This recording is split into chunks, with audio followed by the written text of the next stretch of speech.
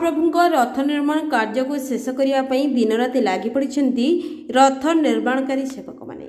गतकाली रथ चाली 3 rather Prabha frame रे पटा पकाजिबा कार्य सह रथ उपर बेदी प्रस्तुत पई रथ चारिनाहक आग पछ ढम करी 5 कोटी जगतकृष्ण श्रेणी पड़ी कंटा बाड़िया शेष होइथिला।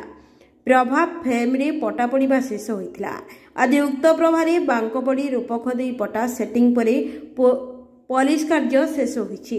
3 रथर 12 कोटी द्वार बेड़ारू 2टी लेखाई द्वार बेड़ा निर्माण शेष होइछि।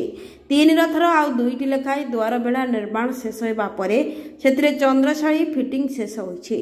3 रथर बेदी निर्माण निमंते जगतकृष्ण श्रेणी पड़ी उभय पार्श्वरे 3टी लेखाई बाहुट फालिया बाड़ा जाइछि। Report Odisha digital.